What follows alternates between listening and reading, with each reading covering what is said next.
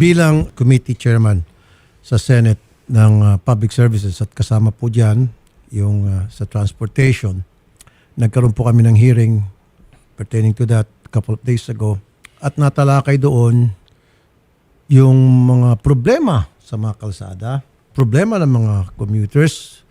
Kaya nga po ako'y gumagawa ng Magna Carta for Commuters and isa sa mga na-raised na concerns ay yung napakatagal ng at talamak na problema dyan sa Road 10 sa Maynila. And I understand, mahaba yung Road 10, dumudugtong yung hanggang Navotas. Now, ano po yung problema sa Road 10? Naku po, in broad daylight, nangyayari po dyan yung pag-aakyat ng mga batang hamog sa mga truck para magnakaw ng mga epektos, mga kargamento. At kapag bumaba yung driver o yung piyon, yung kasama ng driver, habulin ng panaksak. In broad daylight to andyan yung snatching yung cellphone ng mga naglalakad. Nandyan yung pag nakabukas ang kotse mo, naka-cellphone ka, hablutin. Nandyan yung mga snatch. Nandyan yung hold up. Basag kotse, sir. Basag kotse. Kidnapping pa. Nandyan yung riot, saksakan. Para bang war zone. After that hearing, ang dami mga nag-message sa RTIA, ang dami mga lumutang na mga taong willing daw sila magsabi na kung gaano ka inutil yung mga kinukulan dyan sa may sakop sa Road 10. At ang masaklap pa po nito, pagdating daw po ng sundown, ibig sabihin pag dumilim na, lahat ng mga pulis, lahat ng mga taga-barangay, barangay officials, so to speak, mga tanod, nagtatago na. Totoo daw to. So kumbaga pinabayaan na ng ating mga otoridad yung Road 10 na sakupin po ng mga masasamang loob. Kaya nga sabi ko pa nga, at sabi ng isang resource person doon, siguro kailangan daw ng military, baka hindi kaya ng PNP, pero syempre nakaka-insulto naman kung Opo. pati ba naman yan, napakalit na bagay, tatawagin pa natin yung Philippine Marines. Pero kung kinakailangan, pwede naman, pakiusapan ko yung AFP Chief of Staff, si General Browner, na kaibigan natin. Kung kinakailangan lang. Pero tingnan natin kung kayanin ba nila madisiplina yung mga kawatan dyan. Kung hindi, di siyempre, pakiusapan natin yung Philippine Marines. Of course, dadaan tayo sa Malacanang, baka pwedeng yung Philippine Marines at saka Philippine Army, yung Scout Ranger siguro ng Army. Nakabantay dun, sir. Tapos yung pinaka sa Philippine Marines, yung Yoyo kung tawagin. Tapos PNP, tapos tagay tayo dyan ng barangay, tanod, tapos tagay tayo dyan ng flying squad, pa ba? MMDA, full force. Tama, sir. Sa tingin mo, kaya na ba yun? Kaya na yun, sir. Napakatagal na yan. Taon na raw. And anong ginagawa mo ng mga pulis natin? Kaya nga, nagbigay ako ng taning. Again, bakit ka magbigay ng taning? Sino ka ba? Ako po ang, Senate Committee Chair ng Public Services. And kasama po dyan yung transportation. At itong mga drivers ng truck, ito po yung mga commuters, mga pedestrians, nagreklamo. So, kailan aksyonan ko yan? Kaya nagbigay ako, in 5 days, pag hindi nyo na-solve yan, believe me, believe you. Lahat kayo dyan, mga otoridad, babatikusin ko araw-araw. Maghihiring ako araw-araw, mura ang tatanggap nyo sa akin. I'm sorry. Ganito po ako Magalit na kayo ng galit. Ganito ako. If I want action yesterday. Good afternoon po, General Ibay. Sir. Sir, magandang hapon po at sa lahat po ng nakikinig po sa Wanted sa radyo. Opo, Good afternoon, sir. General, matagal na problema po ito sa Road 10. At meron po mga pinakita pala sa akin mga video. Ang dami ko nakita mga video na talagang inaakyat nitong mga batang hamog ba kung tawagin Ayan to. po, sir. Ayan. Yun. Yun, nag-snatch. Ayan, meron pa isang mga truck. Wala pa nga dyan. Marami, In broad daylight yan. Meron pa mga hold up. May mga riot. Meron ako nakita sa TikTok. Aakyatin yung yung truck na may mga opo. kargamento. Bababa yung driver kasi naka-stop. Ito pa, sir. Hahabulin ng saksak. Ayan yan. po. Road 10 yan. Ito, malakas ang loob. Talagang Lakas, binuksan yung pinto, idol. At hinablot. Every Paghabulin. single day po yan. 24/7. Wala pong day off ang mga kawatan. General Sir, magandang hapon ulit. So Sir, alam niyo na po siguro itong problema sa Road 10, General? Yes, sir. Aware po tayo dyan sa problema na yan. And part of our intervention, yung outpost na kinakailangan ay hindi lang po isa, kundi 2 outpost na po ang na-establish na natin. At naglagay na po tayo ng container van doon na meron 24 hours na naka-duty na police. Maliban po sa kapulisan, meron na rin po tayong mobile cars na ilalagay na nakatalaga na po ngayon doon 24 hours, sir. Kailan po natin na humingi ng tulong sa ating AFP, Sir? Sir, hindi na po kinakailangan at mismo yung station commander, sinabihan ko po na hindi PCP commander lang ang mag-uopisina doon o mag-duty. Pati na rin po yung station commander na nakakasabot, doon na po siya magpatrolya para matutukan na po, sir, itong problema na ito sa may Road 10. Dapat, Sir, umaga at saka gabi. Kasi pagdating sa gabi, Sir, wala na raw pulis po, Sir, nagtatago raw. Nagtatago. At ang masaklap pa, yung mga iba nagsabi, nagtatago raw po sa mga beer house, yung mga pulis natin. Sir, yung sinasabi nyo na nagtago ay susolusyonan po natin yan. Katulad po nung binanggit ko po kanina, yung kanila pong station commander ay nagbigay na po ako ng instruction na doon na po siya mag-duty, hindi na po siya doon sa kanyang opisina para matutukan niya na po yung deployment po natin. Thank you po. Ma-supervise na po itong pagpapatrolya, lalong-lalo na po pag matraffic kasi dyan po nagkakaroon ng insidente po tayo ng nabanggit niyo po, sir, na mga robbery snatching at robbery hold-up.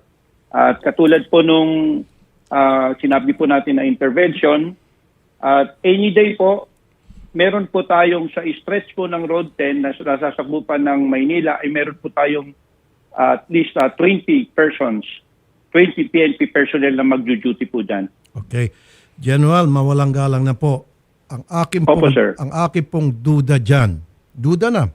And of course, ito po'y duda rin ng marami mga taga-Tondo. Baka naman may mga pulis dyan na kasabot nito mga kawatan at nag-iintrega sa mga kawatan.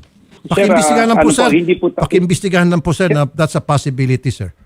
Kasi, sir, ito, Yes, sir, sir. explain ko dyan. Iimbestigahan ko po yan. Kasi kung hindi, sir, napatigil na yan. Kasi kung gusto, maraming paraan. Kung ayaw, maraming dahilan. So, maaring siguro baka may kasabat. Hindi naman po lahat. Baka meron talaga. Imbestigahan nyo lang po. Dahil kapag dilim, wala na sila. So, anong reason? Yes, sir. Lalaliman ko po yung investigasyon dyan, sir. Kagaya po nung nabanggit nyo, hindi po tayo papayag na meron pong mga ganyang klase po rito sa ating hanay. Makakaasa po kayo na actionan ko po ito. At lalo po namin paitingin yung pagpapatuloy dyan. Katulad po nung binabanggit ko nyo sa inyo, sir, na yung mismo yung station commander doon na siya mag-duty. At ako po mismo ay pupuntahan ko po at i-check ko po yung deployment nila dyan, sir. Ay, salamat po. So, General Sir, by next Wednesday, kapag ganun pa rin po yung nangyayari, patatawag ko po kayo sa Senate para magpapaliwanag po kayo sa taong bayan. Ano po, General Sir? Yes, sir. I will do that, sir. If Thank ever you po, na meron po mangyari. Marami pong salamat. I'll take sa your word for it. pagkakataon Salamat sa po. mga Sobrang thank you po, General Ibay, sir. Thank you po. You're most welcome, sir. Si General Ibay, ang butihing MPD Director ng Manila Police District. Colonel Josefino Ligan, Northern Police District Director. Colonel Ligan, sir. Good afternoon po, sir. Yes, sir. Magandang hapon po, Senator Rafi Tulfo, and sa lahat ng tagapakinig po. Okay. Tulad na sinabi ko po kay General Ibay, Colonel, ano po yung mga programang ilalatag nyo from now on hanggang Miyerkules sa susunod kong hearing na para wala na po tayong marinig ng mga reklamo, mga nabibiktima dyan ng mga masasamang loob sa kahabaan po ng Road 10 na kung saan sakop din po ng inyong teritoryo yung Road 10? Yes, sir. Tulad po sinabi ni General Ibay kanina sa pakikipag-ugnayan sa opisina niya, kasi boundary po kami dyan belonging to Barangay NBBS, North Bay Boulevard South, yung sa may Caltex banda. Meron na po tayong, isa po yan sa mga dragnet location po natin dyan, na kung saan, kung halimbawa merong nangyayari, merong tao kagad, pulis, na magkakandak ng choke point dyan sa area banda sa may Caltex po. Sakop po yan ng Substation 4 under ni Barangay ni Captain Cueto. Meron po siyang tao talaga po dyan na nakatalaga na nagmamanman po. Okay, good. So siguro, sir, konting coordination lang kay General Ibay kung paano kayo magtulungan, paano kayo magtandem para talaga malinis na po yung mga problema dyan sa Road 10 pagdating sa peace and order. Opo, yes po sir. na nakikipag-ugnayan po ako kay General Ibay po, sir. Kasi nga po is, yung road 10 mahaba, meron din po kami sako po dyan. Pero sir, mas bibilib po ako sa inyong dalawa ni General kung kayo po mismo magro-ronda dyan. Opo sir, yung ginagawa po namin... Minsan sir, siguro kayo magro-ronda. Yung pagsa-Simex po namin, yung simulation exercise na pagsiset up namin ng mga dragnet location. Mhm. Gabi-gabi po kami sir, gumagawa niyan sir.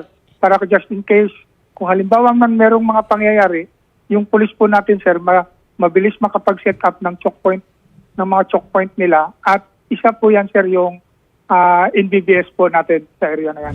Baka pwede po sir linisin yung mga adik at rugby boys dyan. Kung yung mga kabataan ng mga rugby boys, hulihin at dalhin sa DSWD kung kinakailangan sir. At yung mga nasa Yes tamang po, edad sir. na, kulong. Kailangan sir may sampulan sir. Nagkikinig pa rin si General Ibay. Dapat meron po kayong masampulan talaga. Kumbaga yun ang regalo nyo sa taong bayan.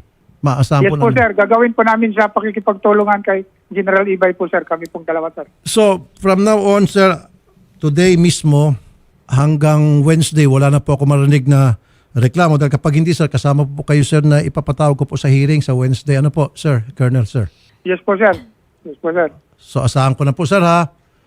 Thank you po. Yes po sir, maasahan niyo po yung pag-aksyon natin dyan sa problema sa May Road 10 po. Hindi na po natin kailangan ng military, sir? Yung Philippine Marine, Hindi na yung po. Philippine Marines, yung Philippine Army, yung Army Ranger, hindi na kailangan. Hindi na po sir, kailangan sir. Ah. Ayaw na po ng pulis po yan sir. Salamat po. Maasahan po namin, sir, ha? Thank Yes you po, po, sir. Colonel. Yes po, Mabuhay sir. po kay Colonel, sir. Good afternoon po, sir. Mabuhay din po kayo sir, Senator Rafi Tulfo sir. Magandang hapon po. Colonel Francel Margaret Padilla. Colonel, magandang hapon. Magandang hapon po, Sen. Magandang hapon po sa lahat ng inyong taga-subaybay. Ginagawa ko lang po medyo light yung usapan. Pero just in case, siguro naman po yung military, kung talaga hindi na kaya ng ating kapulisan at talagang sobra na parang war zone na nangyari dyan sa Road 10, baka pwedeng umalala yung military. Yes, sir, no? Any naman po na assistance from the Armed Forces of the Philippines, sir. Nandiyan dyan po kami, no, to reinforce our law enforcement agencies accordingly. Lalo po ngayon, sir, no, election season na po, Opo. under po the umbrella of COMELEC, kasama naman po na yan sa mandato po ng Armed Forces of the Philippines to secure po our nation. Dito po, nasa election season na tayo, sir, eh. So talagang Opo. tuloy-tuloy na po yung pakikipag-ugnayan natin with our law enforcement agencies sa pag-maintain po nitong peace and security, sir. Tama. Curious lang po ako, ano ba yung pinaka-elite unit ng Philippine Marines natin, madam? Yun sa Marines natin, sir, iba-iba kasi yan, sir, depende po sa specialization. So, meron po tayong mga specialized units na talagang pang mga CQB natin, sir. May mga ganyan tayo. May specialized units tayo for HADR. Sa Navy natin, sir, meron tayo yung ating NAVSOG. Meron din tayo, sir, yung ating mga, yung mga swagman na tinatawag natin, sir, no? Iba't iba, sir. Kung whatever we specialize, meron po tayong elite units for that. So, meron din tayong Scout Rangers, meron tayong mga Special Forces. So, to each his own yan, sir, no? We hone our skills accordingly po. Kung ano po yung terrain and ano po yung mandate ng specific unit, sir. Siya pala, madam, sumasaludo po ako sa lahat ng miyembro ng ating AFP. Salamat po sa inyong serbisyo, madam, at sa inyong lahat dyan sa AFP, Colonel, ma'am. Thank you po. Yes, sir. Maraming salamat, sir. This is really humbling po. But ito naman, sir, hindi po kaya lahat ng AFP, sir, no? Tulong-tulong po tayo dito, sir, sa pag-perform po ng ating mandate. Thank you po, madam, ha. Ingat po kayo lahat yan. At God bless po, Colonel. Yung mga siga pala dyan sa military natin na sasaluduan natin, NAPSOG, Swabman, Scout Ranger, Special Forces. Pag hindi kaya ng ating PNP, pwede palang tumulong itong grupo. Di ho ba, sabi niyo po kanina, Colonel? Yes, sir. Opo. Ginagawa naman talaga natin yan, sir. Kapag ka po kailangan talaga ng PNP po ang ating sir, services, sir, no? Tumutulong tayo. We man checkpoints, we secure precincts, pati po yung pag-transport ng balota. Kung ano po yung pwede nating ma-contribute para mahalinhinan po natin ang law enforcement, ginagawa natin yan, sir. The same din po sa ating West Philippine Sea. We're together with the Philippine Coast Guard and the BFAR din po dyan. So lahat yan, sir, nandyan po ang AFP. As we transition to territorial defense operations, sir, nandyan po ang natin, sir, no, mandate natin to secure pati na po itong ating urban terrain, sir. Again, Thank you so much po, ma'am. At ako po sa muli sumasaludo sa ating AFP. Mabuhay po kayo. God bless po, ma'am, Colonel. Thank you po. Kayo dyan sa PNP, wag na sana dumating sa punto na yung AFP tutulog na sa problemang ito. Kasi sampal po sa inyo yan. Totoo yan. Hindi ako nagbibiro. Dumating sa point na yung AFP na kasama sa madideploy dyan, sampal yun, left and right. So wag nyo na hintayin yan. Although yung AFP willing naman tumulong. Yun lang. Kasi matagal ko na narinig to. Nung hindi pa ako committee chair ng public services. Hindi akong chairman di ba? So ngayon, na-brought up to. Grabe. In broad daylight. Saan ka nakita? Mga kawatan na mamayagpag.